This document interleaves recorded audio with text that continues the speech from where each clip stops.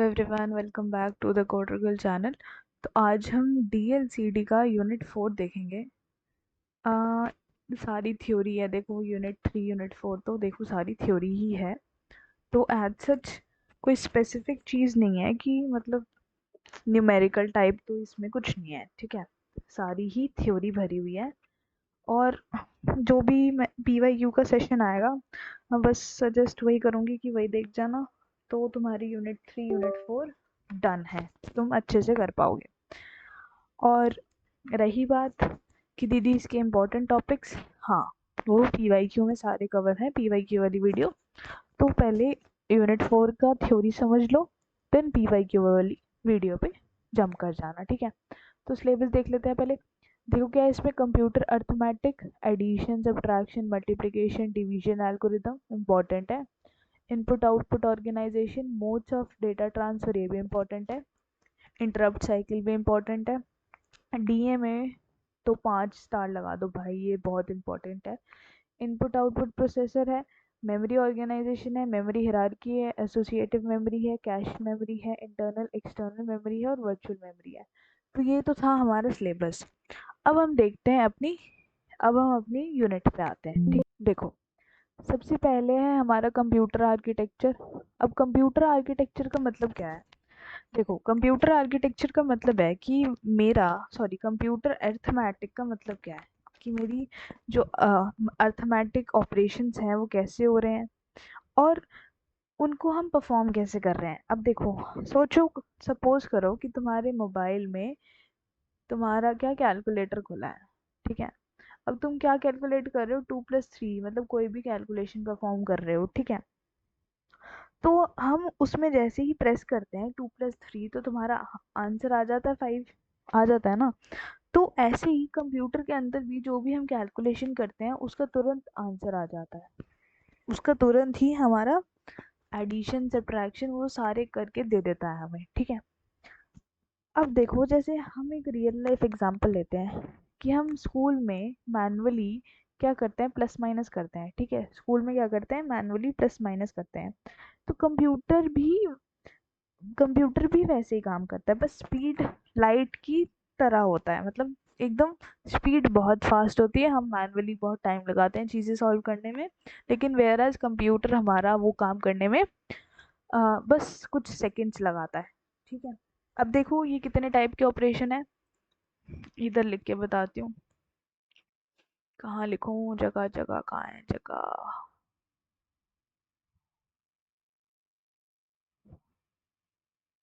Where is the जगह, हाँ इधर लिखती हूँ। देखो ये मेरे 4 टाइप का है, एडिशन, सब्ट्रैक्शन, मल्टीप्लिकेशन और डिवीजन, ठीक है। अब देखो कंप्यूटर इन चारों ऑपरेशंस को कंबाइन करके और भी एडवांस कैलकुलेशन करता है, ठीक है। इन चारों को कंबाइन करके और भी एडवांस कैलकुलेशन करता है, जैसे ट्रिगो हो गई, हमारा लॉग हो गया, और भी काफ़ी सारी साइंटिफिक जो कैलकुलेशंस होती हैं वो करके देता है, ठीक है। अब एडिशन और सब्ट्रैक्शन में क्या होता है, देखो एडिशन और सब्ट्रैक्शन में क्या होता है हम ये देखते हैं। एडिशन और सब्ट्रैक्शन कैसे होता है, साइंड मैग्नीट्यूड रिप्रेजेंटेशन से। किससे? साइंड मैग्नीट्यूड रिप्रेजेंटेशन से। अब ये क्या होता है, देखो ये एक ऐसा तरीका है जिसमें हम क्या करते हैं कि पहले हम पहला बिट जो है हमारा साइन, 0 को हम लेते हैं पॉजिटिव और 1 को हम लेते हैं नेगेटिव। ये होता है मेरे साइंड मैग्नीट्यूड की रिप्रेजेंटेशन। अब बाकी जो हमारी बिट्स होती हैं, मतलब जो हमारी पहली बिट है, ये हमारी पहली बिट है, क्या है पहली बिट, इसका 0 पॉजिटिव होगा, 1 नेगेटिव होगा। और जो बाकी मेरी बिट्स होंगी उसका जो भी मेरे नंबर का वैल्यू है वो होगा, ठीक है, नंबर का वैल्यू होगा। तो ये होता है मेरे साइन मैग्नीट्यूड में, ठीक है। जैसे एग्जांपल लो, जैसे एग्जांपल लेती हूँ मैं इधर कि मेरा है +5, ठीक है, +5 है। तो अब पहला डिजिट क्या आता था, पहला डिजिट मेरा 0, 0 कब आता था, जब मेरा पॉजिटिव होता था। तो मेरा +5 है, पॉजिटिव है, तो पहला डिजिट 0 आएगा, ठीक है। बाकी की वो डिजिट आएंगे जो 5 के होते हैं, तो 8421 से निकाल लूंगी, 8421 से निकालूंगी, नहीं 421 वाले से निकालूंगी, कितना आएगा, 110, यही आएगा, यही आएगा ना। और 0 मैं एक और ऐड कर दूंगी, 0 0 1 0 1, तो मेरा क्या बन जाएगा, ये बन जाएगा। ठीक है, अब -5 का निकालूंगी तो 1 पहले आएगा, 1 1 0 1, ये बन जाएगा। इतनी बात समझ गए कि पहला बिट मेरा सेम बनेगा, बाकी सारे मेरे एज इट इज बन जाएंगे। और इधर मैं 4 to 1 वाला क्राइटेरिया नहीं फॉलो करूंगी, 8 4 to 1 वाला क्राइटेरिया फॉलो करूंगी। ठीक है, इतनी बात समझ गए। हाँ दीदी इतनी बात समझ गए। अब आता है मेरा एडिशन रूल। अब क्या आता है, अब आता है मेरा एडिशन रूल। अब वो क्या होता है देखते हैं। देखो एडिशन रूल में क्या होता है, अब सेकंड है मेरा एडिशन रूल, कि अगर दोनों नंबर्स का साइन सेम है तो हम नॉर्मल ऐड करते हैं। क्या करते हैं, नॉर्मल ऐड करते हैं। अगर साइन अलग अलग है तो सब्ट्रैक्ट करते हैं और बड़े नंबर का साइन लगा देते हैं। क्या करते हैं, बड़े नंबर का साइन लगा देते हैं। ये लॉजिकल वाली बात है। जैसे मेरा एग्जाम्पल लेते हैं, +8 प्लस -5 है। ठीक है, सपोज करो ये है, तो हम क्या करेंगे, 8 -5 करेंगे, कितना आ गया 3। तो हम बिगर वाले का साइन लगा देंगे, किसका है, वही जो हम नॉर्मल कैलकुलेशन करते हैं, +3 आ जाएगा। ठीक है, अब दूसरा एग्जांपल देखो, -8 +5 है, तो इसमें क्या आएगा, -3 आएगा। हाँ दीदी यार, ये तो हम नॉर्मल इंटीजर की जो सब्ट्रैक्शन है वही कर रहे हैं, बिल्कुल वही है। तो ये था मेरा पहला रूल, ये था मेरा पहला पहला रूल। ठीक है, अब एक बार इसके ऊपर आके भी देख लेते हैं कि हमारी थ्योरी में क्या लिखा है। थ्योरी में क्या लिखा है, यार देखो, we need to develop the various arithmetic algorithm for addition subtraction multiplication. ठीक है दीदी, वही साइन मैग्नीट्यूड डेटा वाला। 8 डिफरेंट कंडीशंस हैं जब हम दो नंबर्स को ऐड करते हैं या सब्ट्रैक्ट करते हैं। ठीक है, जब हम इन दोनों साइन व्हेन जब हम मेरे ए और बी का साइन सेम है या डिफरेंट है, तो मैं ऐड कर देती हूँ दो मैग्नीट्यूड्स को, और वही जो मेरे बड़ा है उसका मैं साइन लगा देती हूँ। और लेकिन जब मेरा ए और बी का साइन डिफरेंट है, मैं उनके मैग्नीट्यूड्स को कंपेयर करूंगी और सब्ट्रैक्ट कर दूंगी स्मॉलर नंबर को फ्रॉम द लार्जर नंबर। ये मैं सब्ट्रैक्शन में करूंगी। हाँ दीदी ये तो बहुत लॉजिक वाली बात है। अब साइन पे आओ, कि मैं क्या करूंगी, चूज करूंगी अपने साइन को, choose the sign of the result to be same as A. मतलब अगर मेरा ए, जैसे ए मेरा 20 से बड़ा है, जैसे पिछले वाले में मेरा -8 बड़ा था, किससे, 5 से बड़ा था ना 8, मैग्नीट्यूड बड़ा है 8 का, तो इसका साइन आ गया था ना, -3 आ गया था। तो वही है। और मेरा दूसरे वाले में कि कॉम्प्लीमेंट आ जाएगा अगर मेरा बी बड़ा होगा। क्या आ जाएगा, कॉम्प्लीमेंट आ जाएगा अगर मेरा बी बड़ा होगा। जैसे सपोज करो बी 8 है और ए मेरा 5 है। अब मैंने इन दोनों को माइनस करना है, तो क्या आएगा, 5 -8 ये आएगा। लेकिन साइन किसका आएगा, मेरा बड़े वाले का आएगा ना, तो मैं इसका कॉम्प्लीमेंट ले लूंगी साइन। इधर मैंने पॉजिटिव लिया था तो इधर मेरा क्या आ जाएगा, नेगेटिव। ठीक है, ऐसे आएगा। अब देखो ऑपरेशंस क्या है मेरे, +a +b +b। तो मैंने दोनों की मैग्नीट्यूड देखे और पहला साइन मेरा ए बड़ा है, तो a+b आ गया। अब मैं आई +a प्लस -b, तो इधर मेरा माइनस ही हो रहा है। हाँ दीदी माइनस ही हो रहा है। लेकिन मेरे को, मैं इधर क्या कर रही हूँ, मैग्नीट्यूड्स को ऐड कर रही हूँ, तो इधर क्या आ जाएगा मेरा प्लस। इधर मेरा मैग्नीट्यूड प्लस नहीं हो सकता क्योंकि माइनस का साइन है। ठीक है, क्योंकि कोई साइन मेरा कॉमन आ ही नहीं सकता इसमें, तो मेरा इधर मैग्नीट्यूड में कुछ नहीं आएगा।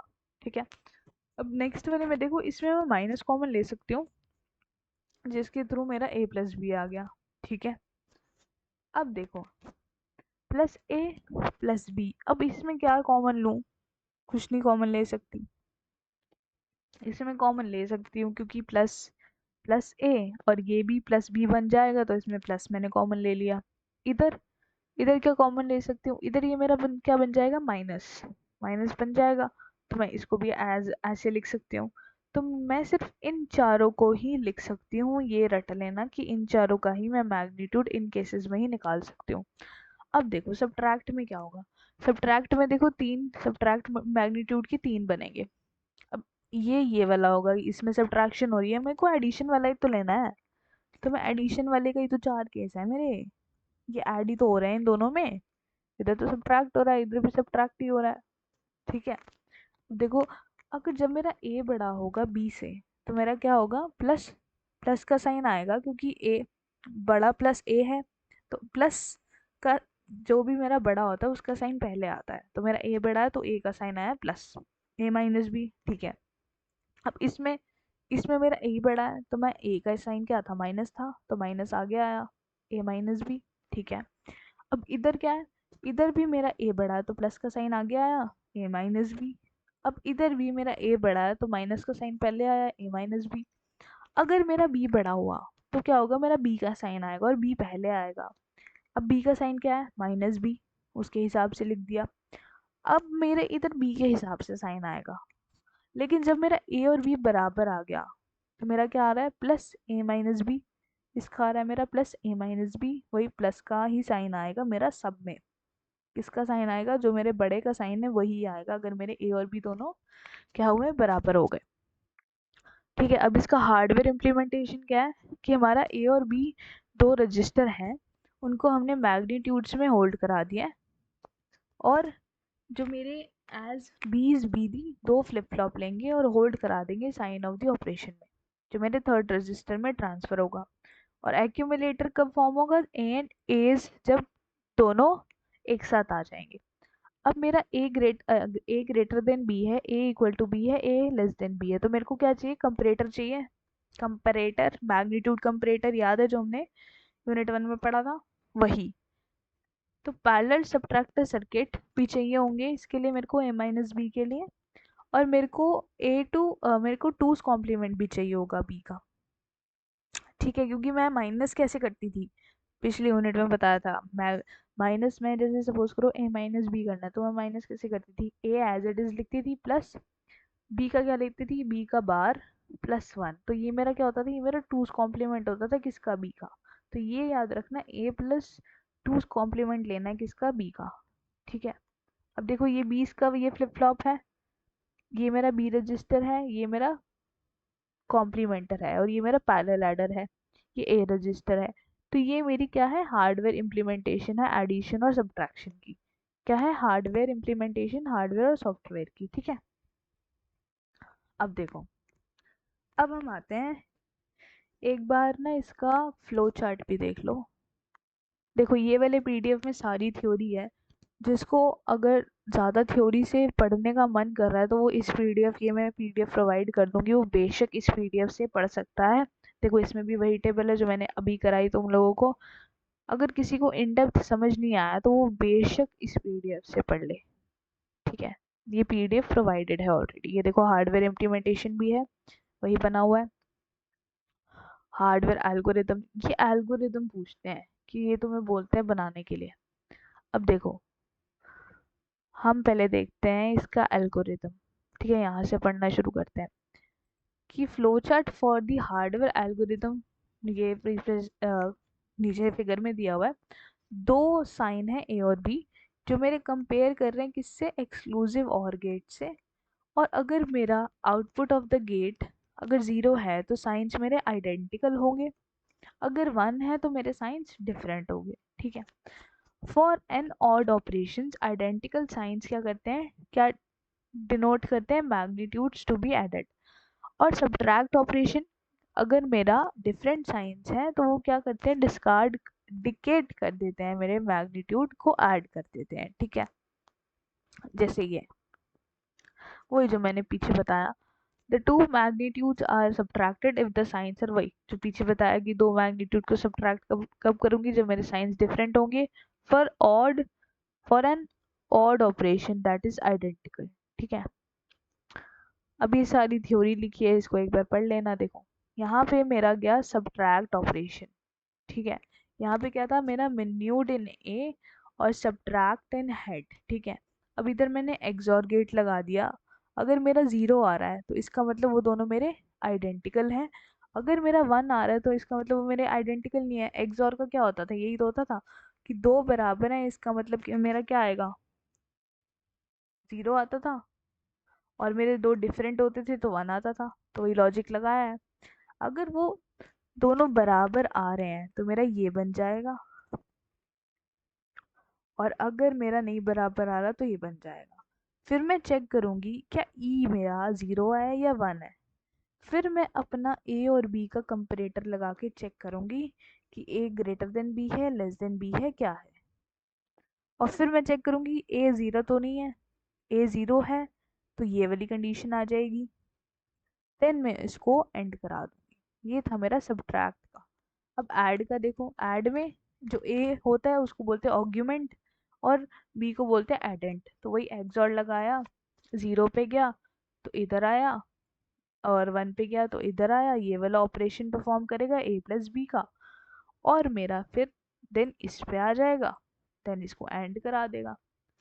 तो थोड़ा सा कॉम्प्लेक्स कौन सा, सब्ट्रैक्शन वाला। बाकी सारे तो सेम ही है। क्यों, और सब्ट्रैक्शन में हम क्या करते हैं, टूज कॉम्प्लीमेंट का लेते हैं। ठीक है, ये देखो, ये मेरा क्या है, हार्डवेयर है।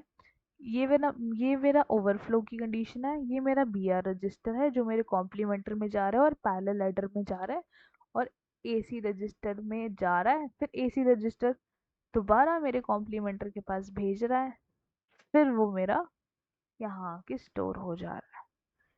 ठीक है, देखो ये इसका क्या है, algorithm for adding two's complement की, टूज कॉम्प्लीमेंट का भी एल्गोरिदम दिया हुआ है। अब देखो, अब आओ मल्टीप्लिकेशन एल्गोरिदम पे। अब मल्टीप्लिकेशन एल्गोरिदम का मतलब क्या है, एक बार वो भी देखते हैं। देखो, मल्टीप्लिकेशन में हम बेसिकली कौन दो ऑपरेशंस लगाते हैं, एक शिफ्ट और एक ऐड का। यही गेम खेलते हैं, शिफ्ट एंड ऐड। देखो, मल्टीप्लायर के हर बिट को देखो, जो भी मेरा हर बिट है उसको देखना है। एलएसबी से स्टार्ट करते हैं। अगर मेरा बिट 1 हुआ तो मेरा क्या करेगा, मल्टीप्लिकेंट ऐड कर देगा। अगर मेरा बिट 0 हुआ तो मेरे को कुछ नहीं करना, और पार्शियल रिजल्ट को शिफ्ट करना है। क्या, पार्शियल रिजल्ट जो आएगा उसको मेरे को शिफ्ट कराना है, और रिपीट कराना है जब तक मेरी सारी बिट्स चेक नहीं हो जाती। क्या नहीं हो जाती, सारी बिट्स चेक नहीं हो जाती। जैसे 23 × 19 करते हैं तो क्या करना है, 1 0 1 1 1, और ये क्या है, 1 0 0 1 1। तो मैं इन दोनों का अगर मल्टीप्लिकेशन करूंगी तो मेरा क्या होगा कि मेरे को मल्टीप्लायर के हर बिट को देखो, मल्टीप्लायर के हर बिट को देखा मैंने, और अगर 1 है तो मेरे को मल्टीप्लिकेंट ऐड कराना है। क्या करना है, मल्टीप्लिकेंट को ऐड कराना है। ठीक है, अगर मैं इन दोनों का मल्टीप्लिकेशन करूंगी तो मेरा समथिंग ये आएगा। ठीक है, अब इसी को मैं एज अ जो भी मेरा आएगा उसमें लिख दूंगी। ठीक है, जो मेरा आएगा यही हिसाब से कि मल्टीप्लायर के हर बिट को देखूंगी। ठीक है, मल्टीप्लायर के हर बिट को देखूंगी और एलएसबी से स्टार्ट करूंगी, यहाँ लोवेस्ट बिट से स्टार्ट करूंगी। और अगर मेरा 1 होगा तो मल्टीप्लिकेंट मल्टीप्लिकेंट को ऐड करा दूंगी, मतलब ये दोनों ऐड कर दूंगी। ऐसे ऐसे कर करके मेरा ये कुछ आंसर आ जाएगा। तो ये है मेरा मल्टीप्लिकेशन का एग्जाम्पल एक। अब देखते हैं रियल लाइफ एग्जाम्पल। देखो कि सोचो कि एक पेन है और एक पेंसिल है का बॉक्स है, को हमें मल्टीप्लाई कर रहे हैं। ठीक है, अगर बिट 1 आई तो मैं क्या करूँगी, बॉक्स में ऐड कर दूंगी, और अगर बिट 0 आई तो स्किप करा दूंगी, ऐसा। फिर अगला बॉक्स राइट शिफ्ट करके फिर ऐड या स्किप करूंगी, ऐसा होगा। ठीक है, अब देखो, multiplication of two fixed point binary numbers is in signed magnitude representation क्या है, the sign of the product is positive अगर मेरा मल्टीप्लिकेंट और मल्टीप्लायर अलाइक है, मतलब दोनों सेम नहीं है, तो मेरा क्या आएगा, पॉजिटिव साइन आएगा। Otherwise the product sign is negative, क्या आएगा, नेगेटिव। अब देखो मैंने क्या लिया, बी एस रजिस्टर लिया है, मल्टीप्लिकेंट डाला है, फिर उसका कॉम्प्लीमेंटर डाला है और पैरेलल एडर में डाला, ए रजिस्टर को भेजा, ए रजिस्टर ने वापस भेजा, फिर ये क्यू रजिस्टर पे गया, देन राइट मोस्ट बिट में क्यू एन में गया। तो ये multiplier is stored in Q register. Multiplier किस में स्टोर हुआ है, मेरे क्यू रजिस्टर में, और उसका साइन है क्यू एस। और सीक्वेंस काउंटर जो है मेरा इनिशियली सेट है किसका, नंबर का, जिसमें मेरी नंबर ऑफ बिट्स हैं इन द मल्टीप्लायर, और मैंने डिक्रीमेंट काउंटर लगा दिया बाय वन आफ्टर प्रोडक्ट। जब मेरा एससी मतलब सीक्वेंस काउंटर 0 होगा तो प्रोडक्ट जो होगा वो कंप्लीट होगा और स्टॉप करा देगा प्रोसेस। रजिस्टर बी क्या हैज़ मल्टीप्लिकेंट और क्यू हैज़ मल्टीप्लायर। ए और बी का सम क्या फॉर्म करेगा, पार्शियल प्रोडक्ट, जो मेरा ट्रांसफर होगा ईए रजिस्टर में। ठीक है, और जो भी मेरे पार्शियल प्रोडक्ट और मल्टीप्लायर होंगे वो शिफ्ट करा देंगे हम टू दी राइट और उसको डोनेट कर देंगे EAR से। ठीक है, जैसे यही वाला एग्जाम्पल लिया था ना हमने, तो देखो तभी नहीं बताया ये मेरा क्या है, मल्टीप्लिकेंट है, ये मेरा मल्टीप्लायर है, ये मेरा बी है, ये मेरा क्यू है। अब मैंने क्या करा, देखो मल्टीप्लायर 1 देखूंगी तो मैं क्या करूंगी, उसको ऐसे लेके जाऊंगी और मेरा क्या आ जाएगा 1 1 1, इधर 1 0 है, ये दोनों क्या है डिफरेंट, तो इधर 1 आ गया। अब 0 है तो 0 लिख दिया, 1 है तो 1 आ गया। अब मैंने इसको क्या करा दिया, राइट शिफ्ट करा दिया। क्या करा दिया, राइट शिफ्ट करा दिया। इधर 0 0 आ गया, इधर 0 0 आ गया, तो मेरा प्रोडक्ट में ये आ जाएगा। ठीक है, ये लिखा है multiplier bit is 1, multiplicand is copied down. अगर मेरा मल्टीप्लायर क्या है, मल्टीप्लायर 1 है, तो मेरे मल्टीप्लिकेंट जो भी मेरा मल्टीप्लिकेंट है उसको मैं एज इट इज कॉपी करा दूंगी। ठीक है, और otherwise zeros are copy down, otherwise मेरे 0 कॉपी डाउन है। इधर 1 1 है, 1 नीचे कॉपी करा दिया, इधर 1 है तो इधर कॉपी करा दिया, और मेरा इधर मल्टीप्लायर बिट 0 है, तो इधर क्या होगा, मल्टीप्लिकेंट को ही कॉपी कराना है। क्या कराना है, मल्टीप्लिकेंट को कॉपी कराना है। तो मेरा 1 था, अब 0 0 थे तो 0 आ जाएगा, इधर 1 आ जाएगा। अब मैंने क्या करा है, इसको राइट शिफ्ट करा दिया, राइट शिफ्ट करा दिया। अब जो जो आएगा राइट शिफ्ट करा के, तो मेरा ये आ जाएगा कुछ 1 0 1 1। अब मैंने इसको दोबारा राइट शिफ्ट किया, दोबारा राइट शिफ्ट किया, ये कुछ ये बन गया, देन मेरा प्रोडक्ट आ गया। समझ गए, ये था multiply operation. Multiplicand in B, in multiply in Q, ये सारे ऑपरेशंस लगाए। अगर मेरा क्यू एन 0 हुआ तो ये बन जाएगा, क्यू 1 हुआ तो वही कंडीशन लगाई है। अगर मेरा एस सी 0 नहीं हुआ तो वो वापस जाएगा, अगर एस सी 0 हो गया तो मेरा वो एंड कर देगा। ठीक है, इतनी बात समझ गए होगे आई होप। तो मल्टीप्लिकेशन वाला आता है, और हम बूथ का देखते हैं। बूथ में क्या है कि ये मेरा एफिशिएंट क्या है, एफिशिएंट मल्टीप्लिकेशन है। क्या है, एफिशिएंट मल्टीप्लिकेशन, एफिशिएंट मल्टीप्लिकेशन है। अब बूथ एल्गोरिथम क्या है, एक ऐसा प्रोसीजर है जो मल्टीप्लाई करता है integers signed in two's complement representation. Two's complement के रिप्रेजेंटेशन में हम दो इंटीजर्स को मल्टीप्लाई करते हैं, और जो मेरा जीरोस का स्ट्रिंग है मल्टीप्लायर में, उसमें कोई एडिशन नहीं चाहिए, बस शिफ्टिंग करनी होती है। क्या करनी होती है, शिफ्टिंग करनी होती है। जैसे ये string of ones in the multiplier from bit weight 2k to weight 2m can be treated as 2km और 2m। जैसे बाइनरी नंबर लिया, जैसे हमने ये लिया, तो इसका स्ट्रिंग है वंस का 2 की पावर 3, कहाँ आ रहा है 0 1 2 3 4 5, 2 की पावर 3 से लेके कहाँ तक आ रहा है 2 की पावर 1 तक। तो ये निकाल लिया हमने कि 1 कहाँ कहाँ आ रहा है, तो k3 है m1 है। तो number of can be represented as 2km-2m। 2k कितना था, 3 था, m कितना था, 1 था, तो 2m-2m, 2 की पावर 4 माइनस 2m, तो 16 माइनस 2 इक्वल टू 14, ये आ गया। m इज द मल्टीप्लिकेंट और 14 इज द मल्टीप्लायर। ठीक है, तो m इंटू 14 करूंगी, मल्टीप्लिकेंट निकालना है मेरे को, तो मेरा कुछ ऐसे आ जाएगा। अब मैं इसको खोल दूंगी, तो प्रोडक्ट को हम शिफ्ट करके निकाल सकते हैं 4 बार लेफ्ट, 4 बार करेंगे लेफ्ट और सब्ट्रैक्ट कर देंगे m से, और शिफ्ट लेफ्ट कर देंगे 1 बार, तो ऐसे मेरा प्रोडक्ट आ जाएगा। और ये मेरा कुछ हार्डवेयर इम्प्लीमेंटेशन है बूथ का, तो एक बार देख लेना। और ये है मेरा वही कि मैंने मल्टीप्लाई डाला, मल्टीप्लिकेंट डाला, है ये मल्टीप्लाई की तरह ही, लेकिन एफिशिएंट वे है बूथ से एल्गोरिथम में। ठीक है, फ्लो चार्ट तो देखो रटना ही पड़ेगा, दोबारा रिपीट कर रही हो, यूनिट 3 यूनिट 4 सारी थ्योरी है तो तुम्हें रटनी ही पड़ेगी, मैं इसमें कुछ नहीं कर सकती। जितना समझा सकती हूँ उतना समझा रही हूँ, किसी ने भी ये यूनिट ढंग से पढ़ाई ही नहीं है। मैं इतना भी पढ़ा रही हूँ ना, लोगों ने तो इतना भी नहीं पढ़ाया।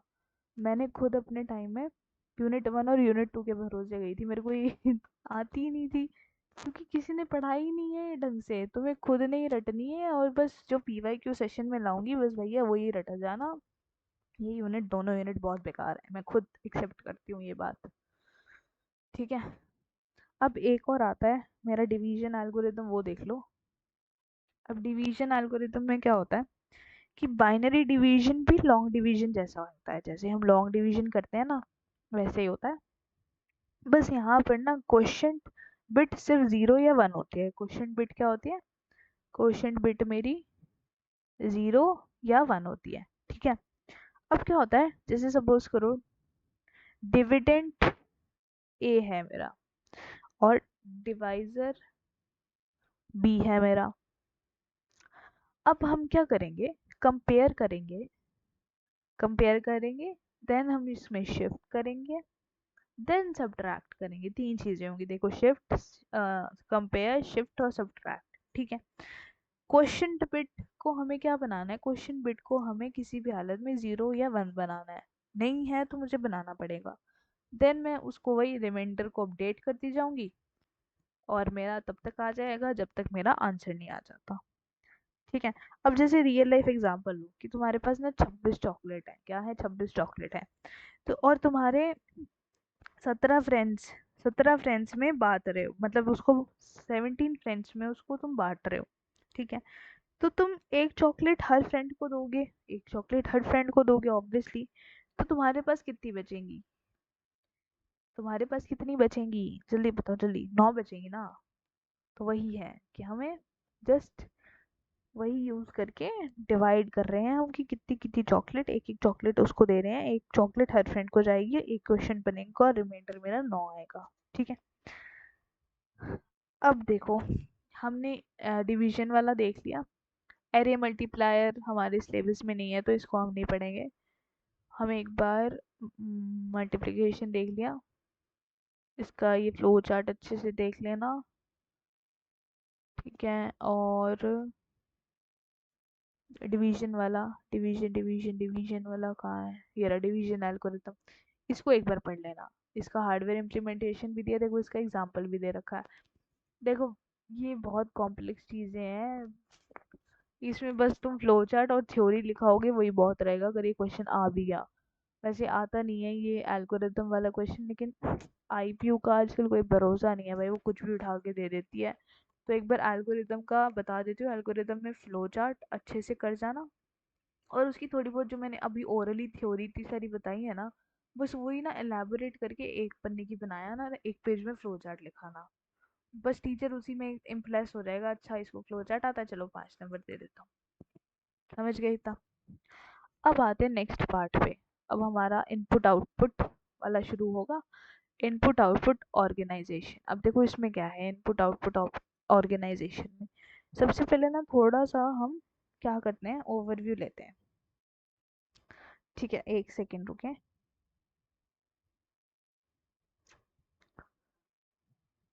देखो इनपुट आउटपुट ऑर्गेनाइजेशन में क्या है कि एक यूनिट मेनली बताना है कि इनपुट आउटपुट सिस्टम कैसे काम करता है। इस यूनिट में हम ये देखेंगे कि इनपुट आउटपुट कैसे काम करता है, मतलब कंप्यूटर का बाहर बाहर की दुनिया से डेटा एक्सचेंज का प्रोसेस, कि बाहर की दुनिया से मेरा एक्सचेंज प्रोसेस कैसे हो रहा है। ठीक है, अब हम पहले इनपुट आउटपुट सिस्टम को समझते हैं। इनपुट आउटपुट सिस्टम क्या है कि कंप्यूटर खुद से काम नहीं करता, हमें पता है कंप्यूटर खुद से काम नहीं करता, उसको डेटा देना पड़ता है, मतलब इनपुट लेना पड़ता है, और फिर रिजल्ट देना पड़ता है, मतलब आउटपुट देना पड़ता है।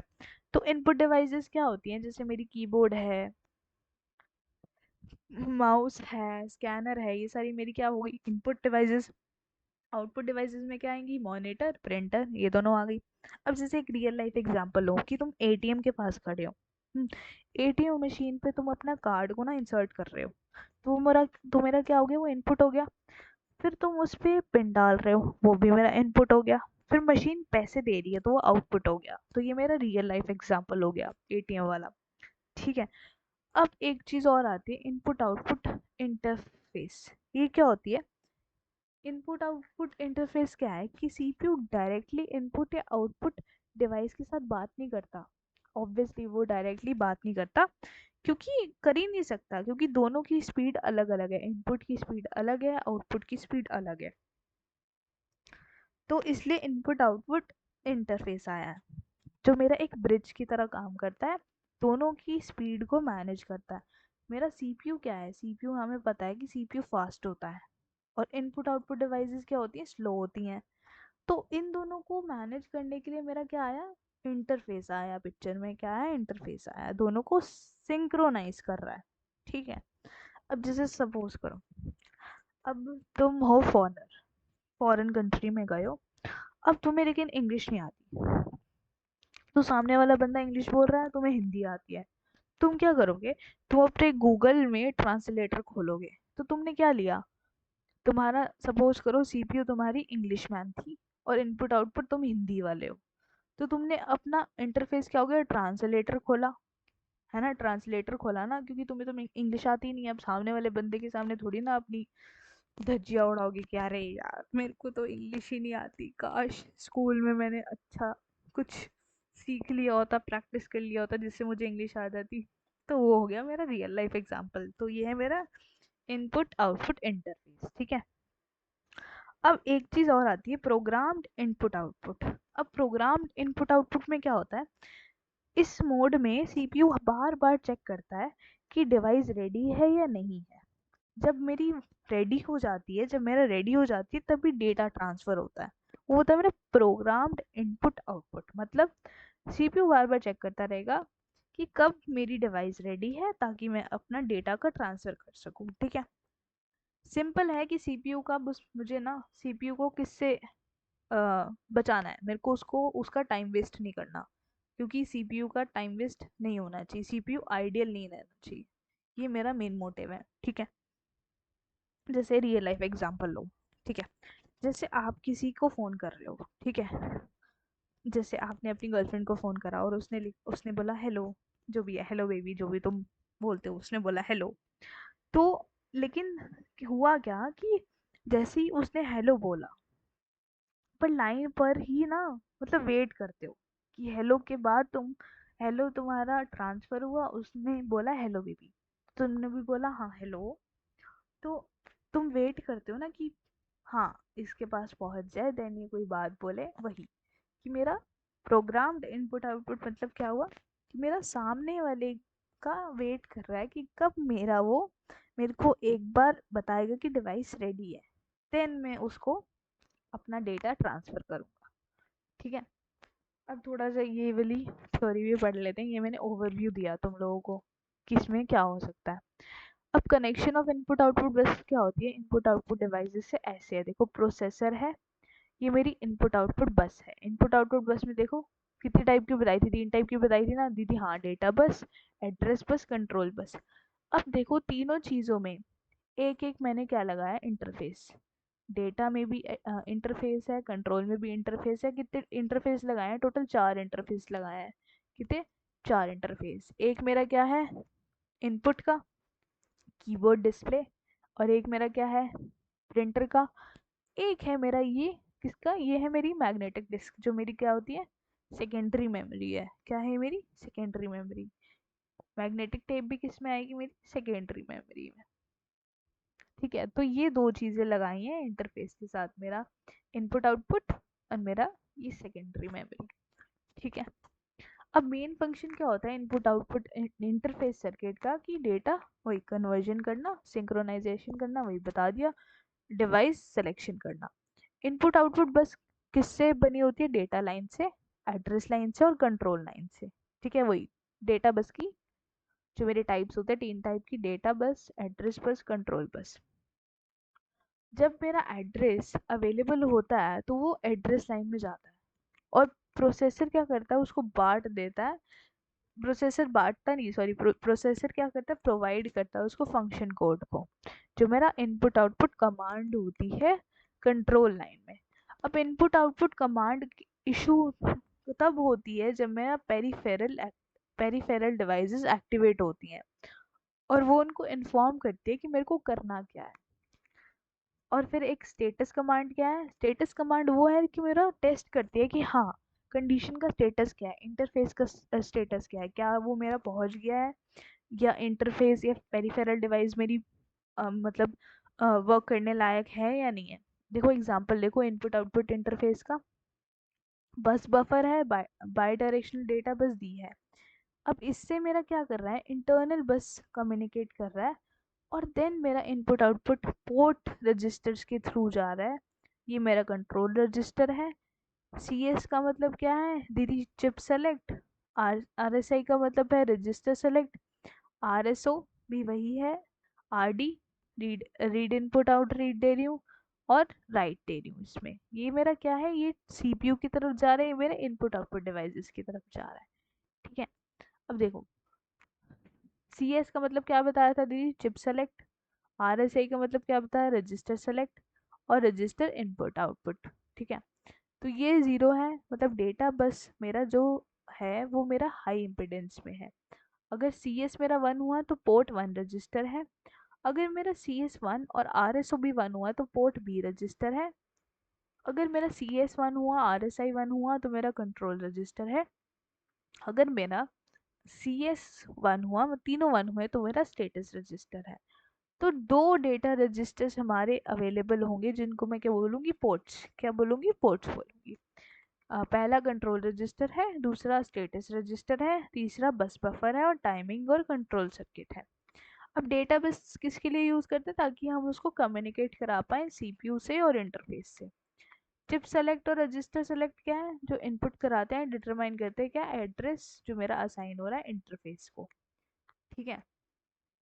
ट्रांसफर ऑफ डेटा, जो भी मेरा ट्रांसफर हो रहा है data, control and status information is always विया कॉमन डेटा बस। किससे ट्रांसफर होगा मेरा डेटा, मेरे कॉमन डेटा बस के थ्रू ही ट्रांसफर होगा। ठीक है। अब एक्सटर्नल सर्किट जो है मेरा प्रोवाइड क्या करता है, चिप को सेलेक्ट करता है और मेरी इंटरफेस सेलेक्ट कर लेता है। ठीक है। कौन करता है, एड्रेस बस। दो रजिस्टर्स क्या सेलेक्ट करते हैं, आर एस आई और आर एस ओ को, जो मेरी यूजुअली कनेक्ट किससे होते हैं, दो लीस्ट सिग्निफिकेंट लाइंस होती हैं एड्रेस बस की, उसके साथ। ठीक है, इतनी बात समझ गए। अब आता है मेरा ए सिंक्रोनस डेटा ट्रांसफर। अब दीदी ये ए सिंक्रोनस डेटा ट्रांसफर क्या होता है, इसमें देखो मेरा दो इंडिपेंडेंट यूनिट्स रिक्वायर क्या करती है, कंट्रोल सिग्नल। क्या, कंट्रोल सिग्नल को क्या करती है, रिक्वायर करती है, ताकि उन दोनों के बीच में मेरा जो भी ट्रांसमिटिंग की कम्युनिकेशन है वो हो पाए। अब दीदी वो कैसे होगी एक बार बताओ, देखते हैं, एक मिनट। देखो किसके थ्रू होती है, ये स्ट्रोब पल्स करके है। स्ट्रोब पल्स क्या है, देखो स्ट्रोब पल्स का मतलब क्या होता है। अब पहले एक बार ना एसिंक्रोनस ट्रांसफर का मतलब अच्छे से समझते हैं। एसिंक्रोनस का मतलब क्या हुआ, बिना किसी कॉमन क्लॉक के, हमने पढ़ा था यूनिट 2 में। एसिंक्रोनस का मतलब क्या हुआ, बिना किसी क्लॉक के, क्या हुआ, बिना किसी क्लॉक के। ठीक है। अब इसमें क्या होता है, इसमें सेंडर और रिसीवर के पास अलग अलग क्लॉक होती है। सेंडर के पास अलग होती है, रिसीवर के पास अलग क्लॉक होती है। ठीक है। दोनों एक ही टाइम पर काम नहीं करते, दोनों एक टाइम पे काम नहीं करते, बस सिग्नल के थ्रू कोऑर्डिनेशन होती है। किसके थ्रू होती है, सिग्नल के थ्रू कोऑर्डिनेशन होती है। अब हम सिंक्रोनस, जैसे सपोज करो एक रियल लाइफ एग्जांपल लो, कि हम व्हाट्सएप ऐप पे मैसेज भेज रहे हैं अपनी गर्लफ्रेंड को। ठीक है। अब जो सामने वाला बंदा है उसको रिसीव भी तो कर रहा है ना, रिसीव कर सकता है ना।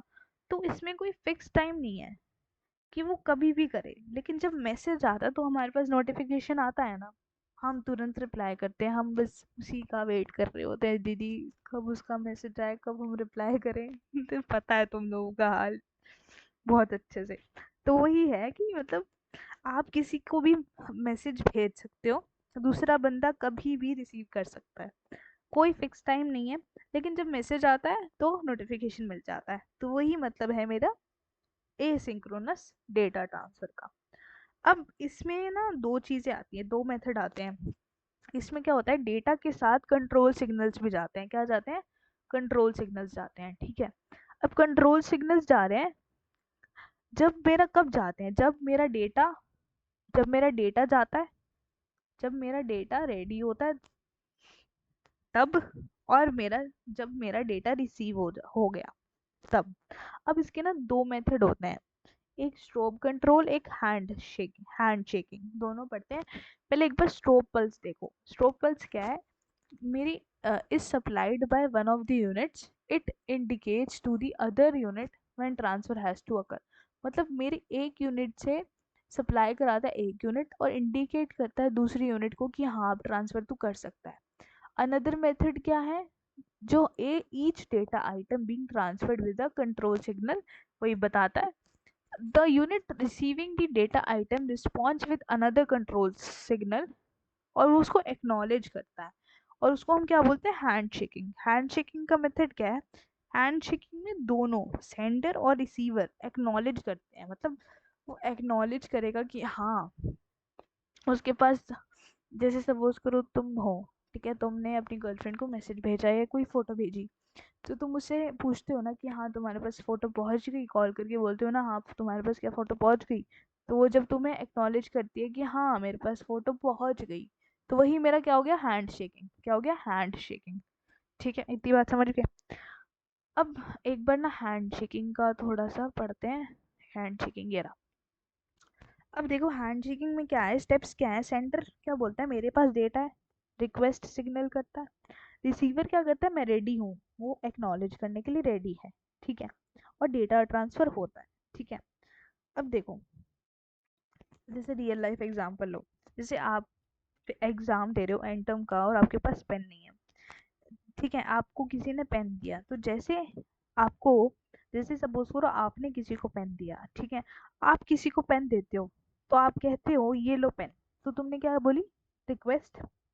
दूसरा बंदा हाथ बढ़ाता है, हाँ लो, उसने दे दिया, तो वो एक्नॉलेज करा, फिर पेन ट्रांसफर होता है। तो ये मेरा रियल लाइफ एग्जांपल है। अब इसके कुछ एडवांटेजेस भी होते हैं, जैसे डेटा लॉस कम होता है इसका, ये स्लो होता है, और फास्ट डिवाइस भी इजीली कम्युनिकेट कर लेती हैं। मतलब स्लो और फास्ट दोनों डिवाइसेस इजीली कम्युनिकेट कर लेते हैं, और कोई मेरे को कॉमन क्लॉक नहीं चाहिए होती, क्योंकि दोनों ही डिफरेंट कॉमन क्लॉक में काम कर रहे होते हैं। तो वो है। अब हम देखते हैं स्ट्रोब मेथड। अब स्ट्रोब मेथड में क्या होता है दीदी, वो बता दो। अब देखो स्ट्रोब कंट्रोल मेथड में क्या होता है, वो भी देख लेते हैं। स्ट्रोब कंट्रोल मेथड में क्या होता है कि एक स्ट्रोब सिग्नल है, वो सेंड होता है, और जो रिसीवर है वो उसको बताता है कि हाँ डेटा रेडी है। फिर रिसीवर स्ट्रोब सिग्नल अपने अपने आने पर डेटा रीड कर लेता है। जो भी रिसीवर स्ट्रोब सिग्नल है, वो जैसी डेटा आता है वैसी वो उसको रीड कर लेता है। जैसे रियल लाइफ एग्जांपल लो, जैसे हम स्कूल में बेल बजती है, तो वो क्या होगी, मेरी स्ट्रोब सिग्नल। क्या होगी? Strobe signal. अब स्टूडेंट समझ जाते हैं कि अब क्लास क्या हो गई है, एंड हो गई है या स्टार्ट हो रही है। तो वैसे ही रिसीवर को सिग्नल मिलता है, तो वो डेटा ले लेता है। जैसे ही मेरे सिग्नल को पता लगा हाँ कि ये है, तो वो ले लेता है। लेकिन इसका ना एक डिसएडवांटेज है कि अगर मेरा रिसीवर स्लो हुआ, तो ऐसा होता है ना कि कभी होता है ना कि कभी बेल बजने में, स्कूल टाइम में होता था, कभी बेल बजने में ना 5-10 मिनट एक्स्ट्रा हो जाते थे, तो हम सोचते थे अरे कब बेल बजेगी, कब पीरियड ओवर होगा, कब बेल बजेगी। तो वही है, ये इसका डिसएडवांटेज ये है कि अगर रिसीवर स्लो हो गया तो सिग्नल मिस हो जाएगा और डेटा लॉस्ट हो जाएगा। मतलब वो एक ही बार भेजेगा, अगर वो रिसीवर लेट हो गया उसको रिसीव करने में, तो वो फिर मेरा डेटा क्या होगा, लॉस्ट हो जाएगा। तो ये मेरा स्ट्रोब कंट्रोल का डिसएडवांटेज था, जो मेरे किसने सही किया, हैंड शेकिंग में। हैंड शेकिंग ने आके मेरा पिक्चर में आया, और हैंड शेकिंग ने सब आके सही कर दिया। ठीक है, देखो मैंने इसकी पूरी थ्योरी बता दी, सारा बता दिया, बस अब एक रीड करने का मौका तुम्हारा है। ठीक है, अब तुम्हें ही रीड करना पड़ेगा ये। मैं और कैसे ही बता सकती हूँ, मैंने इतने बढ़िया तरीके से तुम्हें समझा दिया। अब आओ, मेरा एक है डीएमए करके, क्या है डीएमए, ठीक है। अब डीएमए क्या है दीदी, डीएमए भी पढ़ लो भाई एक बार, डीएमए बहुत इंपॉर्टेंट है। देखो, डीएमए का मतलब क्या है, डायरेक्ट, 5 स्टार लगाऊंगी भाई, बहुत इंपॉर्टेंट है, डायरेक्ट मेमोरी एक्सेस। इसमें क्या होता है कि इस मोड में ना डेटा सीपीयू के थ्रू नहीं जाता, किसके, सीपीयू नहीं लेके जाता डेटा, इसमें हमारा डायरेक्टली मेमोरी और इनपुट आउटपुट के बीच में ना वो होता है, ट्रांसफर होता है। ये मेथड मेरा सबसे फास्टेस्ट है, सीपीयू का लोड कम करता है और लार्ज डेटा के लिए बेस्ट है, लार्ज डेटा के लिए बहुत बेस्ट है ये। जैसे हम, चलो रियल लाइफ एग्जांपल लेंगे दीदी, वो तो मजे आ जाते हैं, रियल लाइफ एग्जांपल लेके बताओ। जैसे सपोज करो आप बहुत, इंजीनियरिंग करने के बाद आपने इतनी बढ़िया तरीके से पढ़ाई करी और आपका पैकेज बहुत अच्छा लग गया, ठीक है। अब सपोज करो तुम एयरपोर्ट से कहीं फॉरेन की ट्रिप पे जा रहे हो, ठीक है। तो जैसे ही आपको लगेज घर से एयरपोर्ट तक भेजना है, आप खुद ले जा सकते हो, तो वो स्लो मेथड है। या डायरेक्ट हम उसको ट्रक या सर्विस हायर कर सकते हैं, तो वो फास्ट हो गया, ठीक है, वो है। जैसे हम शिफ्टिंग करते हैं, तो हम शिफ्टिंग ऐसे तो नहीं है एक घर से दूसरे घर में जा रहे हैं, तो ऐसे तो नहीं है ना कि हम अपने आप ही घसीटते घसीटते सारा सामान लेके जाए, नहीं, हम क्या करते हैं, ट्रक हायर करते हैं, वो हमारा सामान लेके जाता है, वही है। ये कुछ ज़्यादा ही अमीर वाला एग्जांपल ले लिया एयरपोर्ट वाला, कि हम जैसे एयरपोर्ट जाना है तो हम खुद नहीं लेके जाएंगे, हम ट्रक को भेजेंगे। तो वही, ये तब कब हो सकता है, जब हमारा प्लेसमेंट का पैकेज कितना हो दीदी, इतना हो। हाँ दीदी, ये तो बोलने पे भी नहीं आ रहा, आपसे तो लिखा भी नहीं जा रहा था। ठीक है। तो ये होता है डीएमए, इसकी थ्योरी देख लेते हैं एक बार, कि क्या है, the transfer of data between fast storage devices such as magnetic disk और मेमोरी के बीच में होता है और फास्टेस्ट होता है। जो स्पीड ऑफ ट्रांसफर है वो इम्प्रूव हो सकती है अगर हम सीपीयू का रिमूव कर दें पाथ को, और पेरिफेरल डिवाइसेस को मैनेज करें, वही कि पेरिफेरल डिवाइसेस और इनपुट आउटपुट डिवाइसेस के बीच में मेरा ट्रांसफर हो, तो उसको मैं बोलती हूँ डीएमए। सीपीयू क्या है, आइडियल है और उसके पास कोई कंट्रोल नहीं है मेमोरी बसेस का, ठीक है। डीएमए कंट्रोलर क्या करता है, सारी बसेस का टेक ओवर ले लेता है ताकि वो मैनेज कर सके ट्रांसफर को बिटवीन इनपुट आउटपुट डिवाइसेस और मेमोरी। अब देखो होता क्या है, दो कंट्रोल सिग्नल्स होते हैं सीपीयू में जो मेरे फैसिलिटेट करते हैं डीएमए के ट्रांसफर को। पहला बस रिक्वेस्ट, दूसरा है बस ग्रांट। जो मेरी इसमें दिया है, बस रिक्वेस्ट गई, ठीक है, बस रिक्वेस्ट गई, सीपीयू के पास गई, ठीक है दीदी। अब इधर मेरा क्या होगा, एड्रेस बस होगी, डेटा बस होगी, या तो उसको रीड करेगा या राइट करेगा, 4 ऑपरेशन होंगे। तो एड्रेस बस एक बार लेगा, फिर वो वापस भी करेगा, एड्रेस बस ने वापस भेजा, तो वो कहाँ गया, सीपीयू के पास आया, फिर सीपीयू ने क्या कर दिया, बस ग्रांट को भेज दिया, क्या कर दिया, सीपीयू ने बस ग्रांट को भेज दिया। अब ये जो चारों चीजें हैं, address bus, data bus, read write, ये क्या है, मेरी हाई इम्पिडेंस है। कब ये मेरी डिसेबल होंगी, कब, जब मेरा बस ग्रांट जो है इनेबल होगा, क्या हो, बस ग्रांट जो है वो मेरा इनेबल होगा। अब बस रिक्वेस्ट सिग्नल जो था वो मेरा किस लिए यूज हुआ है, रिक्वेस्ट करने के लिए सीपीयू को कि मेरा कंट्रोल ऑफ द बसेस। अगर मेरा बी आर एक्टिव हुआ तो मेरा सीपीयू क्या करेगा, टर्मिनेट करा देगा करंट इंस्ट्रक्शन के एग्जीक्यूशन को, और डेटा बस में और एड्रेस बस और रीड और राइट में उसको प्लेस करा देगा, जो मेरे हाई इम्पिडेंस की लाइंस होंगी, ठीक है। बस ग्रांट सिग्नल क्या है, वो एक्टिवेट कब होगा, जब मेरे को इन्फॉर्म करना है कि एक्सटर्नल डीएमए और जो बसेस हैं वो हाई इम्पिडेंस पे हैं, और डीएमए जो है वो टेक कंट्रोल कर रहा है इन सारी बसेस का। डीएमए क्या करता है, डीएमए कंट्रोल करता है बस सिस्टम को और कम्युनिकेट कराता है वही डायरेक्टली मेमोरी बाय बस ट्रांसफर, ठीक है। अब डीएमए कंट्रोलर क्या है, जो मेरी ये सारी चीज़ों को कंट्रोल कर रहा है, और ये है इसका स्ट्रक्चर, क्या है इसका स्ट्रक्चर। तो ये एक बार देख लेना, डीएमए सेलेक्ट, रजिस्टर सेलेक्ट, ये डेटा बस है, बफर है, ये इंटरनल बस है, ये एक बार देख लेना इसका आर्किटेक्चर। डीएमए कंट्रोलर क्या करता है, कम्युनिकेट कराता है सीपीयू के साथ, डेटा बस के साथ और कंट्रोल लाइंस के साथ। फिर डीएमए क्या करता है, डीएमए सेलेक्ट करता है, रजिस्टर सेलेक्ट करता है आरएस करके, जब मेरा बीजी का इनपुट आउटपुट जीरो होगा तो सीपीयू जो होगा वो कम्युनिकेट करेगा डीएमए रजिस्टर के थ्रू द डेटा, बस ताकि वो रीड कर सके और राइट कर सके डीएमए रजिस्टर में।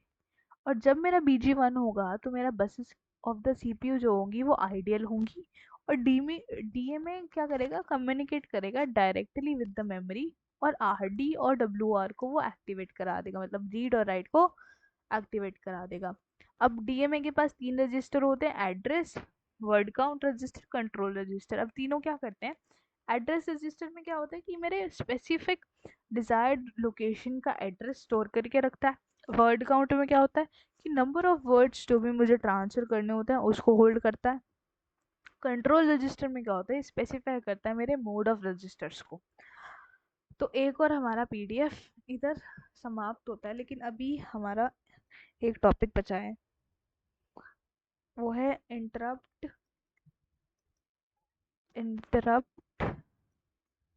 Driven input output. इसको बताती हूँ। देखो इसमें क्या होता है, इसमें डिवाइस जब रेडी होती है तब सीपीयू को इंटरप्ट भेजते हैं। इंटरप्ट मतलब सीपीयू फ्री में कोई और काम कर सकता है जब तक डिवाइस रेडी नहीं होती, मतलब जब तक मेरी डिवाइस रेडी नहीं है तो सीपीयू मेरा कोई और काम कर सकता है ना, तो वो क्यों नहीं करता, इसलिए हम इंटरप्ट भेजते हैं। ठीक है, जैसे हम रियल लाइफ एग्जांपल लूँ, जैसे आप खाना बनाते टाइम वॉशिंग मशीन को ऑन कर देते हो, है ना, मल्टीटास्किंग करते हो। जब वॉशिंग मशीन का साइकिल खत्म होता है तो वो बीप करती है, तो वो इंटरप्ट आया, जो बीप करना हुआ वो क्या हुआ, मेरा इंटरप्ट आया। कि वो मेरे को क्या कह रहा है कि अच्छा एक बार रुक, एक बार जाके चेक तो कर कि मेरे कपड़े धुल गए हैं या नहीं धुले, तो वो इसलिए बीप है, तो वो मेरा क्या है, इंटरप्ट। ठीक है, तो ये, और जब आप उसका काम पूरा करते हो तो वो मेरा क्या हो गया, सीपीयू मेरा इंटरप्ट से हट के वो वाले काम पे आ जाएगा। मतलब बीप करा, मैं ऑब्वियसली भागते भागते जाऊंगी अपनी मशीन को बंद करूंगी। तो ये होता है मेरा इंटरप्ट ड्रिवन इनपुट आउटपुट। ठीक है, अब एक और टॉपिक, हमारा लास्ट टॉपिक बचा है मेमोरी का। ठीक है, अब आते हैं इस पे मेमोरी हियरार्की पे। अब देखो, अब मेमोरी हियरार्की पे बढ़ते हैं और इसको समझते हैं। लिखने का कहाँ लिखूंगी, कहीं है लिखने का, यहाँ लिख देती हूँ। देखो अब मेमोरी हियरार्की पे आता है, अब मेमोरी ऑर्गेनाइजेशन की बात करते हैं। अब देखो मतलब कंप्यूटर में डेटा स्टोर कैसे होता है, वो मेरा मेमोरी है। ठीक है, अब मेमोरी की ना कुछ हियरार्की होती है कि मेमोरी मेरी कैसे स्टोर होती है। देखो मेमोरी हियरार्की डिजाइन है ये। लेवल लेवल जीरो में क्या आता है, रजिस्टर्स। देखो मेरा ये सबसे ज़्यादा इंक्रीज कॉस्ट पर बिट, मतलब सबसे ज़्यादा कॉस्ट मेरी सीपीयू रजिस्टर्स की होती है। सीपीयू रजिस्टर मेरे बहुत कॉस्टली होते हैं, देखो लिखा है ना। और मेरा ये क्या होता है, increase in capacity and access time. मेरा इसमें कैपेसिटी ज़्यादा लगती है, इसमें वेरस कॉस्ट ज़्यादा होती है, लेकिन ये फास्टेस्ट होती है। ठीक है, टाइम बचता है।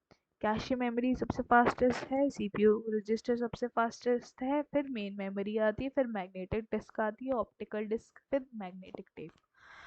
तो ऐसे इंक्रीजिंग ऑर्डर में करेंगे तो सबसे फास्ट क्या है, सीपीयू रजिस्टर। लेकिन कॉस्ट वाइज भी सीपीयू रजिस्टर बहुत फास्ट है, लेकिन इंक्रीज इन कैपेसिटी और एक्सेस टाइम मेरा बहुत ज़्यादा किस में लगता है, मैग्नेटिक टेप में, वेराज इसमें एक्सेस टाइम मेरा कम लगता है। ठीक है, इंक्रीज होता है, इसमें कम होता है, इसमें ज़्यादा होता है। तो ये होती है मेरी मेमोरी हियरार्की। तो सीपीयू रजिस्टर मेरे लेवल जीरो में आते हैं, कैशे मेमोरी लेवल वन में आता है, मेन मेमोरी लेवल टू में आता है, और लेवल थ्री में मेरी क्या आती है, मैग्नेटिक डिस्क, और लेवल फोर में ये ऑप्टिकल डिस्क और मैग्नेटिक डिस्क। तो ये है मेरी मेमोरी हियरार्की। ठीक है, अब देखो कैशे मेमोरी मेरी सबसे फास्ट है, लेकिन कॉस्ट क्या है, हाई है, और स्मॉल है, कैपेसिटी इसकी स्मॉल है। और मेन रैम जो है मेरी, ये मेन रैम जो है इसकी ये स्पीड फास्ट है, कॉस्ट मीडियम में आती है, लेकिन कैपेसिटी मीडियम है। सेकेंडरी डिस्क, इसकी स्पीड स्लो है और कॉस्ट चीप है और कैपेसिटी लार्ज है। ठीक है, अब जैसे रियल लाइफ एग्जांपल लो, आ जाओ रियल लाइफ एग्जांपल लेते हैं। जैसे सोचो आपके पास तीन जगह हैं, सामान रखने के लिए क्या है, 3 जगह। ठीक है, 3 जगह है।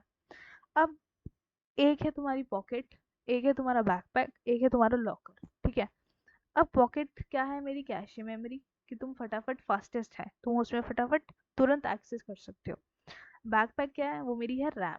क्या है, रैम। बैकपैक क्या है, फ्रीक्वेंटली यूज करते हो हर एक चीज के लिए। अब लॉकर क्या है, लॉकर है मेरा हार्ड ड्राइव। हार्ड ड्राइव नहीं, सॉरी, हार्ड डिस्क। अब हार्ड डिस्क को थोड़ी ना तुम फ्रीक्वेंटली यूज करते हो, जब भी चाहिए नहीं, जो अभी चाहिए ही नहीं हमें, जो भी चाहिए ही नहीं, तो वो हम लॉकर में डालते हैं ना। जैसे लॉकर में हम क्या डालते हैं, गोल्ड हो गया, ये सारी चीजें डालते हैं जो हम संभाल के रखनी होती है। पॉकेट में थोड़ा ना गोल्ड लेके घूमते हैं। वही है कि हार्ड डिस्क में वो चीज डालेंगे जो हमें अभी नहीं चाहिए। ठीक है। अब देखो, मेन मेमोरी में भी दो टाइप की आती है, रैम और रोम। रैम क्या होती है, रैम होती है रैंडम एक्सेस मेमोरी। रोम क्या होती है, रीड ओनली मेमोरी। रैम क्या होती है, मेरी टेम्परेरी मेमोरी होती है, और रोम मेरी परमानेंट होती है। ठीक है। टेम्परेरी मतलब जैसे ही मेरा, सपोज करो जब मेरा कंप्यूटर, जैसे मैं अभी तुम्हें पढ़ा रही हूँ, अगर मेरा लैपटॉप शट डाउन कर गया तो मेरा जितना पढ़ाया वो सारा लेक्चर उड़ जाएगा।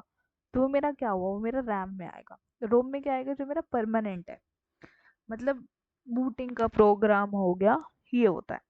अब जैसे रियल लाइफ एग्जांपल लो, रैम का मतलब है वाइट बोर्ड। वाइट बोर्ड पे जैसे मैं ये पढ़ा रही हूँ, ये मैं हटा दूंगी जब तुम्हें नोट्स दूंगी। लेकिन रोम का मतलब क्या हुआ, जैसे हमने स्टोन पे क्या किया है, क्रेविंग की है, मतलब स्टोन के ऊपर कुछ कड़ा है, गड़ाया है, तो वो मेरा क्या रहेगा, हमेशा रहेगा। तो वो है कि रोम में हमेशा परमानेंटली स्टोर रहेगा, वेरस रैम में मेरा टेम्परेरी स्टोर रहेगा। ठीक है। अब एक और चीज आती है, पहले ना इसकी पीडीएफ पे आओ एक बार। तो हमने मेमोरी हायरार्की देख ली। हाँ दीदी, मेमोरी हायरार्की समझ ली। मेन मेमोरी, मेन मेमोरी में भी हमने रैम रोम देख लिया। ठीक है दीदी, हाँ रैम रोम का चिप भी देख देख लेना एक बार, इतना पूछा नहीं जाता वैसे। ठीक है। ऑक्सिलरी मेमोरी देखो, ऑक्सिलरी मेमोरी का मतलब क्या है, जैसे हार्ड डिस्क है, जैसे हार्ड डिस्क है, सीडी है, पेन ड्राइव है, ये मेरी क्या है, ऑक्सिलरी मेमोरी, मतलब सेकेंडरी स्टोरेज में आती है। बड़ा स्टोरेज होता है इसका, क्या होता है, बड़ा स्टोरेज होता है। लेकिन इसकी स्पीड बहुत स्लो होती है। ठीक है, क्या होती है, स्पीड बहुत स्लो होती है। अब जैसे इधर आओ, इधर मैं कुछ लिख के दिखाती हूँ। जैसे रियल लाइफ एग्जांपल हो, तुम्हारे पास रैम है। रैम क्या है तुम्हारा, आपका डेस्क। क्या है, आपका डेस्क। हार्ड डिस्क क्या है, आपकी अलमारी। क्या है, आपकी अलमारी, आपकी अलमारी या लॉकर। ठीक है, तो वो है मेरी हार्ड डिस्क। तो ऑक्सिलरी मेमोरी क्या है, ऑक्सिलरी मेमोरी मेरी क्या है, सेकेंडरी स्टोरेज है, जिसमें जैसे जिसमें मेरी क्या आती है, hard disk, CD, pen drive, वही जो मैंने अभी बताया रैम रोम वाली चीज वही आती है। और मेरी ये वही लॉकर वाला हिसाब, हार्ड डिस्क वाला, कि रैम जैसे हमारा डिस्क, कि हम अपने उसको फ्रीक्वेंटली यूज़ करते हैं। लेकिन अलमारी को तो हम बहुत कम यूज़ करते हैं ना, डेस्क पे जो सामान रखा होता है वही हम ज़्यादा यूज़ करते हैं। वही है मेरी क्या, ऑक्सिलरी मेमोरी। क्या है, ऑक्सिलरी मेमोरी। तो वही लिखा है इसमें, मैग्नेटिक डिस्क टेप्स ये होती हैं मेरी, ये इसका वो है, मेमोरी कनेक्शन है।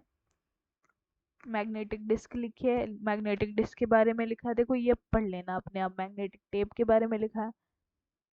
अब एक और टॉपिक है तुम्हारा, एसोसिएटिव मेमोरी।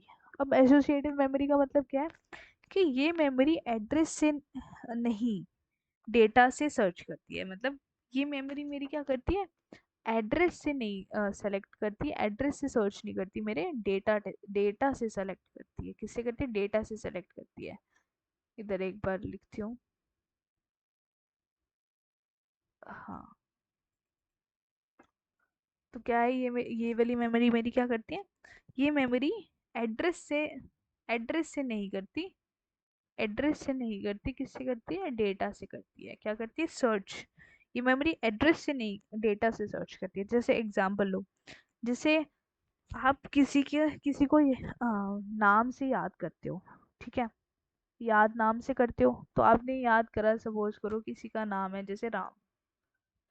तो आपने राम को उसके नाम से याद रखा, ठीक है, लेकिन आप राम नाम भूल सकते हो, लेकिन अगर उसके उसका तुम रोल नंबर याद कर लो तो आप रोल नंबर थोड़ा ना भूल सकते हो।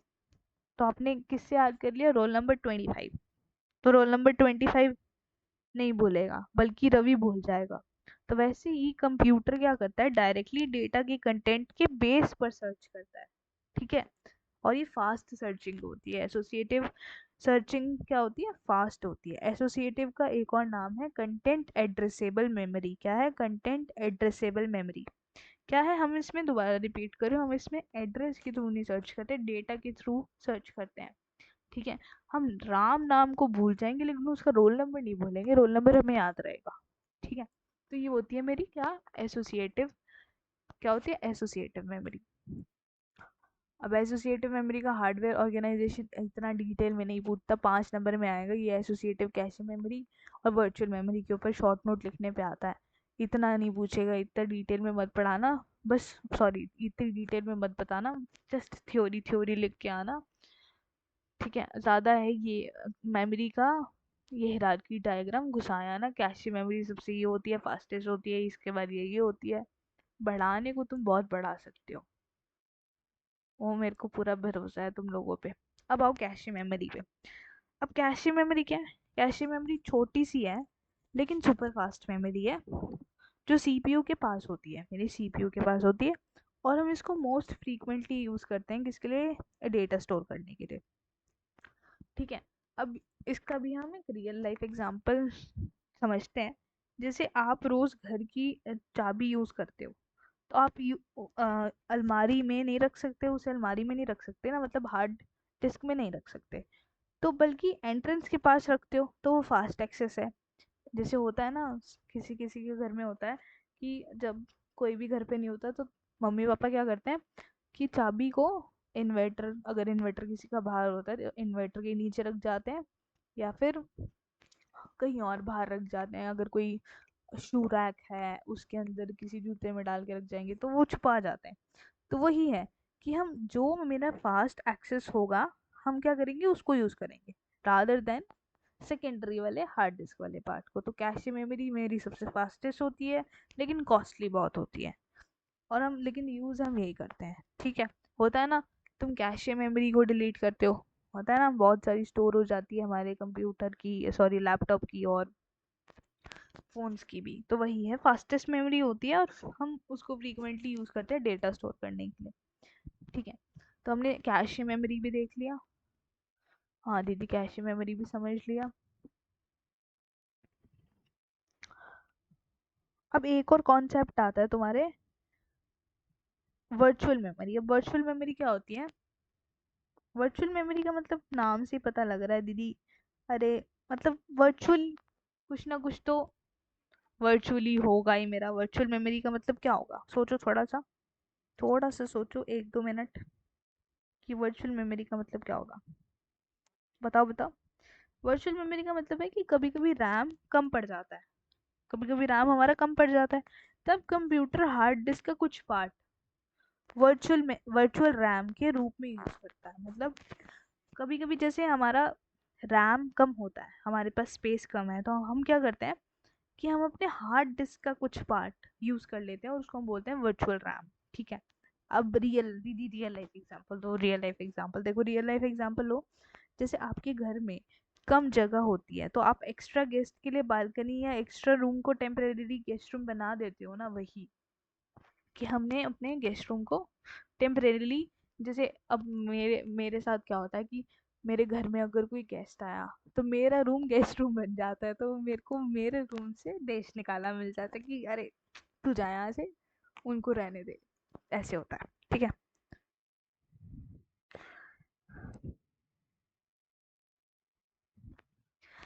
तो हमने वर्चुअल मेमोरी भी पढ़ ली कि वर्चुअल मेमोरी क्या होती है। वर्चुअल मेमोरी कहाँ है इधर?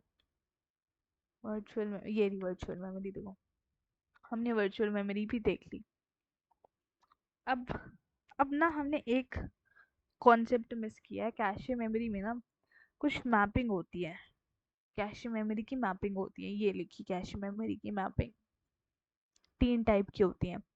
Associative mapping, direct mapping, set associative mapping. अब सबसे पहले ना हम डायरेक्ट मैपिंग देखते हैं। अब डायरेक्ट मैपिंग का मतलब क्या है कि हर जो भी मेरी हर मेन मेमोरी ब्लॉक है वो सिर्फ एक फिक्स्ड लोकेशन होता है, एक फिक्स्ड लोकेशन पर होता है कैशे में, एक फिक्स्ड लोकेशन। जैसे सीपीयू एड्रेस को तीन पार्ट में डिवाइड करता है, किस किस में, टैग, इंडेक्स और वर्ड में। इंडेक्स में क्या होता है कि बताता है कि कैश ब्लॉक नंबर क्या है। टैग क्या बताता है, वेरीफाई करता है कि करेक्ट ब्लॉक भी है या नहीं। वर्ड क्या करता है, वर्ड स्पेसिफिक डेटा लोकेशन है। ठीक है। अब दीदी दीदी दीदी रियल लाइफ एग्जांपल दो, रियल। देखो, सोचो जैसे आप हॉस्टल में हो और हर स्टूडेंट का एक फिक्स्ड कबर्ड है। ठीक है। अगर कोई स्टूडेंट आए तो उसी कबर्ड में जाएगा, है ना, उसी कबर्ड में उसको कुछ ना कुछ रखना होगा, दूसरी जगह अलाउड नहीं है। ठीक है। अगर मेरा कबर्ड बिजी है तो पुराना सामान हटा के नया रखना पड़ेगा, हमें पुराना सामान हटाना पड़ेगा और नया रखना पड़ेगा, क्योंकि हमारे पास वो ही फिक्स्ड कबर्ड है, उसी में ही सामान रखना है, तो हम पुराना निकालेंगे और नया रखेंगे। सीधा सिंपल। अब इसका एडवांटेज क्या है, ये सिंपल है, फास्ट है। लेकिन डिसएडवांटेज क्या है कि इसमें कन्फ्लिक्ट्स ज़्यादा होते हैं। अगर दो ब्लॉक मेरे सेम इंडेक्स पे मैप हो गए ना तो मेरा कन्फ्लिक्ट हो जाएगा। तो ये होता है मेरा डायरेक्ट मैपिंग में। एसोसिएटिव मैपिंग में क्या होता है, एसोसिएटिव मेमोरी में इसमें मेन मेमोरी का कोई भी ब्लॉक कैशे के किसी भी ब्लॉक में स्टोर हो सकता है, किसी भी ब्लॉक में स्टोर हो सकता है। अब इधर क्या होता है, एड्रेस के दो पार्ट में डिवाइड होता है, टैग और वर्ड।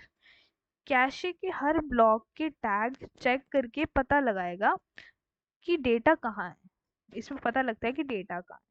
ठीक है दीदी, इतनी बात समझ गए। रियल लाइफ एग्जांपल दो। जैसे हम दोबारा हॉस्टल चलते हैं। जैसे आप हॉस्टल में हो और किसी भी कबर्ड में अपना सामान रख सकते हो, तुम्हारे पास अब अथॉरिटी है, तुम किसी भी कबर्ड में अपना सामान रख सकते हो। लेकिन जब वापस आते हो तो हर कबर्ड देखना पड़ता है, हमें हर कबर्ड देखना पड़ता है कि यार किस में रखा था सामान, याद नहीं आ रहा, याद नहीं आ रहा, वही। तो आपका सामान कहाँ है, वही। इसका एडवांटेज क्या है, ये फ्लेक्सिबल है और कैशे हिट रेशो हाई है। डिसएडवांटेज क्या है, एक्सपेंसिव बहुत है ये। ठीक है। अब एक और है सेट एसोसिएटिव मैपिंग, लास्ट है। ये क्या है कि डायरेक्ट और एसोसिएटिव का मिक्सचर है, कि कैशे को सेट्स में डिवाइड किया जाता है और हर सेट में मल्टीपल लाइंस होती हैं। क्या होती है, डायरेक्ट और एसोसिएटिव का मिक्सचर है और इसमें कैशे को सेट्स में डिवाइड किया जाता है, हर सेट में मल्टीपल लाइंस होती हैं। और इसका एड्रेस फॉर्मेट क्या होता है, इसमें टैग, सेट, वर्ड, ये तीन चीज़ें होती हैं। इंडेक्स से हम सेट चूज होता है, टैग से वेरीफाई होता है कौन सा ब्लॉक है। हर सेट में सर्च एसोसिएटिव तरीके से होती है। अब फिर दोबारा रियल लाइफ एग्जांपल, दीदी दीदी रियल लाइफ एग्जांपल देखो। अब दोबारा तुम हॉस्टल में हो। ठीक है। हॉस्टल में हर रूम तुम्हारा सेट है, सेट में दो या तीन कबर्ड होते हैं, हाँ दीदी, तो वो लाइंस हो गई। रूम क्या हुआ, मेरा सेट हुआ, कबर्ड मेरी लाइंस हो गई। आपको पता है आपका कबर्ड किस रूम में होगा, मतलब आपको पता है आपका सेट किधर होगा। फिर उस रूम में थोड़ा सर्च करना पड़ेगा, हाँ तो उस रूम में हम सर्च करेंगे। तो ये मेरा क्या है, ये मेरा काफ़ी हद तक दोनों का जो डिसएडवांटेज है उसको पूरा करता है। लेकिन इधर भी डिसएडवांटेज है कि हार्डवेयर कॉस्ट मॉडरेट होती है, हिट रेट हिट रेशो अच्छा है। लेकिन डिसएडवांटेज क्या है, ये कॉम्प्लेक्स सर्चिंग है, इसमें थोड़ा सा कॉम्प्लेक्स सर्चिंग हो जाती है। ठीक है। अब देखो, अब इसका ना एक बार मैं तुम्हें डिफरेंस लिख के दिखाती हूँ। ठीक है, तो उससे और अच्छे से समझ पाओगे। अभी तो मैंने थ्योरी थोड़ी थ्योरी थ्योरी बता दी कि क्या क्या होता है, क्या क्या होता है। तो आओ देखो, डायरेक्ट मेमोरी में क्या होता है, डायरेक्ट एसोसिएटिव, और एक और कौन सी थी जल्दी बताओ, सेट एसोसिएटिव। अब देखो, डायरेक्ट में मेरी क्या होती है, फिक्स्ड फिक्स्ड लोकेशन होती है, क्या होती है, फिक्स्ड लोकेशन होती है। एसोसिएटिव में कहीं पे भी, एनीवेयर, एनीवेयर इन कैश, कहीं पे भी हो सकती है। सेट एसोसिएटिव में क्या होती है, फिक्स्ड सेट होता है और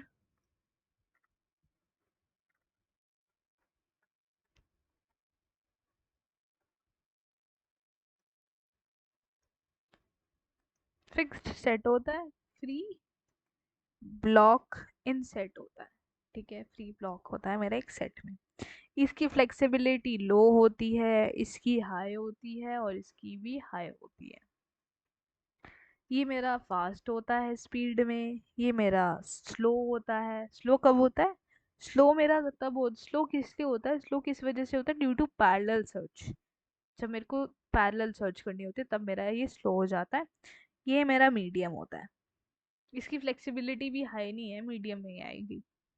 ठीक है, अब क्या है इसका एग्जाम्पल, क्या था लिया था हमने? वन कबर्ड पर स्टूडेंट।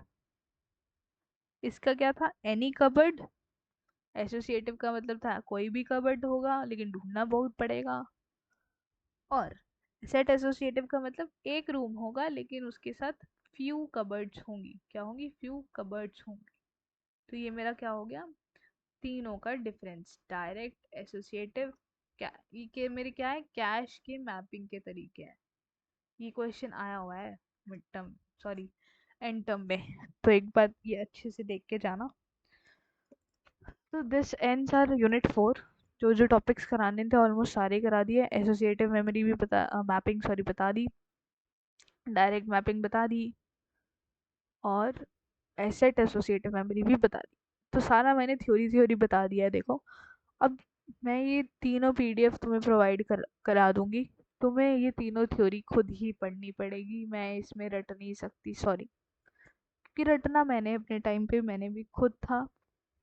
मैं सबसे ज़्यादा करके गई थी डीएमए को। डीएमए में रट के गई थी और डीएमए आया भी था मेरा। तो वही शॉर्ट शॉर्ट जो क्वेश्चंस होंगे वो मैंने पीवाईक्यू सेशन आएगा उसमें है। तो वो वाले क्वेश्चंस तो पक्के रट के ही जाना।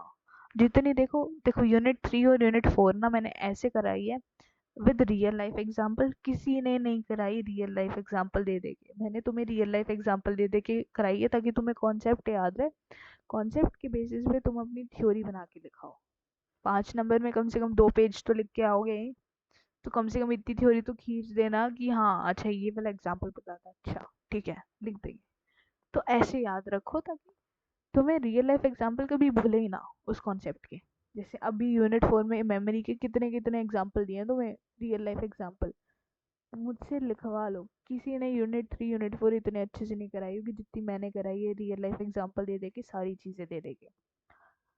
और नोट्स भी प्रोवाइड कर रही हूँ, बस रटने का काम तुम्हारा है, वो मैं नहीं कर सकती। मैंने पढ़ा दिया दोनों यूनिट, मेरी तरफ से मिड टर्म 2 के लिए तुम्हारा सफिशिएंट है।